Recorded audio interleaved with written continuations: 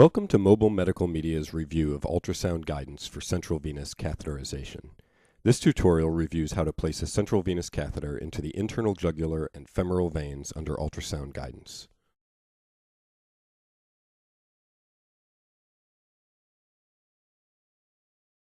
A 70-year-old man with diabetes presents with an altered level of consciousness.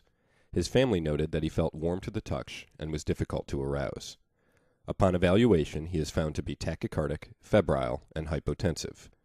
After several unsuccessful attempts to establish peripheral intravenous access, you decide to place a central venous catheter.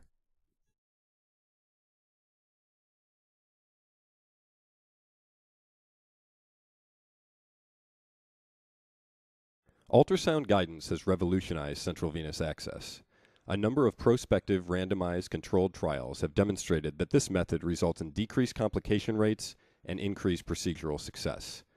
This practice has been recommended by several prominent scientific organizations, including the Institute of Medicine, the Agency for Healthcare Research and Quality, and the National Institute for Health and Clinical Excellence, and is rapidly becoming the standard of care. The fundamental premise of ultrasound guidance for venous catheterization is the ability to visualize the target vein as well as the adjacent artery. Using ultrasound visualization, the challenges due to inexact anatomic landmarks and anatomic variations are overcome. Also, the catheterization needle itself appears bright on the ultrasound screen and may produce a characteristic ring-down artifact, allowing the provider to directly visualize the needle entering the target vein.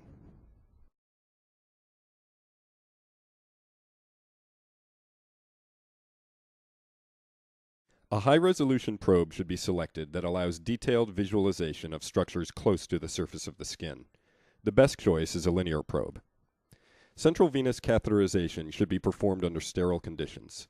The probe can be covered with a sterile probe sheath, and sterile gel should be applied to both the inside and outside of the sheath. Smooth out any air bubbles within the gel to minimize artifact. Vessels should be visualized in both the transverse and longitudinal planes. In the transverse plane, veins are oval or triangular-shaped, bright-walled structures with anechoic, fluid-filled lumens that easily collapse with compression. Arteries are round, thick-walled, and poorly compressible. In the neck, the transverse view is preferable due to the large amount of overlap between the internal jugular vein and the carotid artery.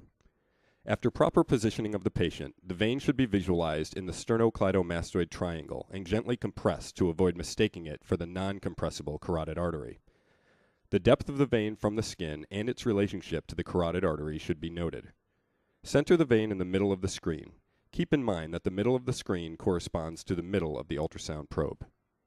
When the probe is placed in the traditional position with the directional indicator to the patient's right, the internal jugular vein will appear on the left side of the ultrasound screen. To avoid confusion, we recommend turning the directional indicator to the operator's left for a more intuitive view of the neck vessels on the ultrasound screen. The needle should be directed beneath the middle of the probe when the vein is centered on the ultrasound screen. When advanced, the needle will then be oriented to directly access the vein. Keep in mind that the needle will only be visible when it intersects the plane of the linear probe. The superficial wall of the vein may appear dented or compressed by the needle.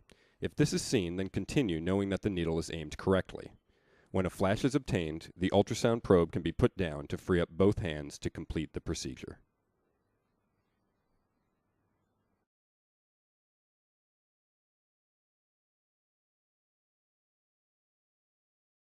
The same principles and concepts apply to the femoral vein. Again, under sterile conditions, place a linear probe in the transverse plane distal to the inguinal ligament.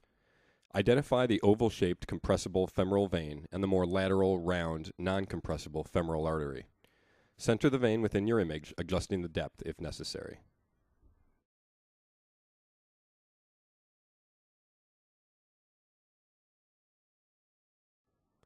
You suspect septic shock in your elderly patient with fever and hypotension.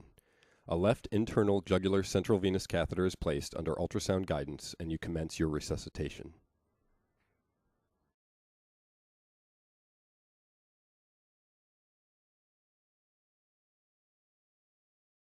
Remember to maintain a light touch when scanning a vein. Too much pressure may inadvertently collapse it. Brace your hand on the patient to maximize control of the probe and avoid sliding. Finally, be aware that the tip of the needle is only visible when intersecting the plane of the ultrasound beam.